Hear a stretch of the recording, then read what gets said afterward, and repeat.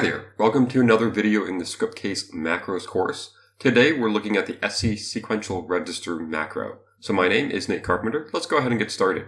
So this macro determines a record's sequential place within a grid selection. So you have 100 records. This macro will tell you whether or not you're on the 10th record or the 2nd record or the 50th record. So let's go ahead and look at the documentation for this. So as you can see, determines the sequential place. It only can be done on the on-record event. So that is the event that is called as the record is loading there.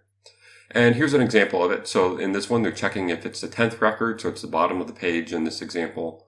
And then they can set a value. So we're going to copy this because we're going to use it over in our application, something very similar to it.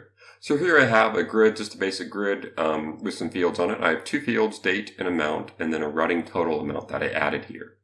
This running total is going to be the third field, and we're going to update it at the bottom of every page here. So as you can see, it's blank right now, and we're going to put a value here at the bottom of every page. So every 10th record, basically, to add up all these values from amount so that it works. So let's go ahead and start with this. So let me show you some of the code I already have set up. So on the on application init, I'm setting up a variable here, running tote.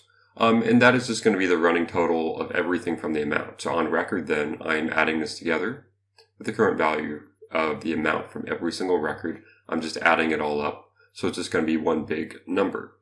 So now we can copy on our code from the documentation. So we're getting that value out of that variable there. And then we need to do it for every 10th record. So what we need to do is the way this is working right now is only going to put it on the bottom of the first page. So we need to mod it by 10 actually. So that way if it's divisible by 10, then we know it's at the bottom of the page. So if it's divisible by 10, so we mod it by 10 and the remainder is 0. That's what modding is. Then we can set our running tote field equal to our running total variable. So running tote, put that in the curly braces, and then running tote is going to be our variable that we're setting it equal to. So there we go, that should work. Let me clean that up and let's go ahead and run this. And we should see a value in that field at the bottom of every page. So there we go. And as you can see it, 4190. And if I click ahead to the next page, there it is again. And it's incremented even more now.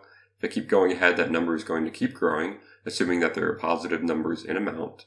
And it's going to be at the bottom of every page. So that's how you use the SC sequential register macro to determine a record's place within the select.